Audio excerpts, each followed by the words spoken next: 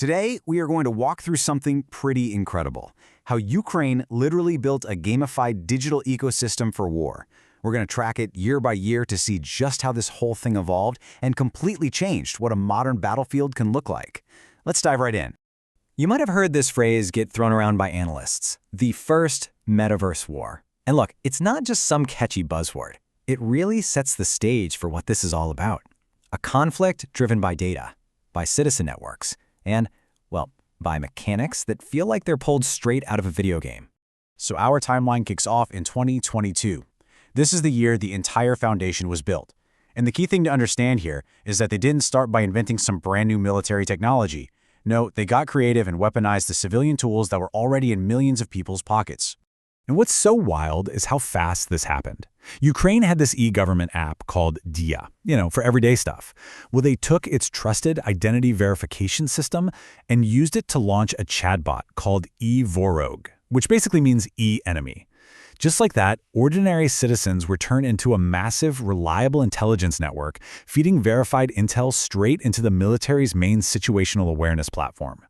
And we are not talking about a small-scale experiment. The participation was just enormous.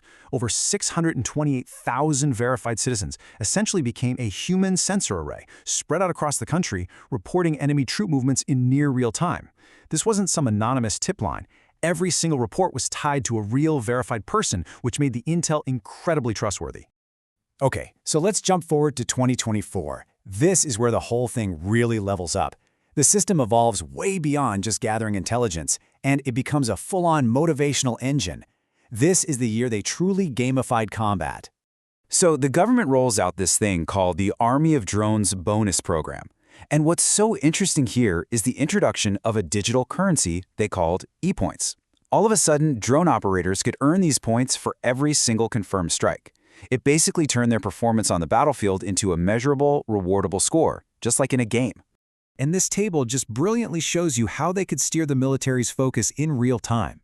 The high command could just adjust the point values to prioritize whatever targets were most critical at the moment. You'll notice capturing a soldier alive is worth the most. That incentivizes taking prisoners for intelligence or exchanges. And see how killing an infantry soldier doubled from 6 to 12 points? That's a direct response to a changing threat on the ground. It's genius, really. All right. So by 2025, this system is running on all cylinders. It's not just about collecting points anymore. A whole internal economy has sprung up around it, one that directly fuels the war effort and sparks this intense competition between military units. And this is where the human psychology part is so fascinating. Leaderboards start making the rounds, and suddenly you have a prestige economy. Being at the top wasn't just about bragging rights, though that was a big part of it. It gave elite units visibility, which helped them raise more money through crowdfunding and prove to the top brass that they were the best of the best. And man, you saw certain units like the legendary Birds of Myjar just completely dominate these leaderboards. I mean, look at this. In a single month, March of 2025, they confirmed over 5,300 hits. That kind of performance creates a super competitive environment, pushing every other unit to get better, faster, and more effective.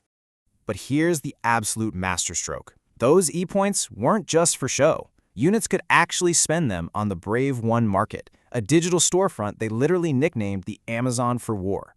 With the points they earned on the battlefield, they could bypass all the usual red tape and directly order the exact drones, electronic warfare systems, and tech they needed to get the job done. I mean, just try to wrap your head around the volume of data this system was processing. In 2025 alone, it tracked and verified 820,000 successful strikes. And every single one of those hits required video evidence, creating this absolutely unprecedented database of battlefield performance. And the strategic impact? It was undeniable.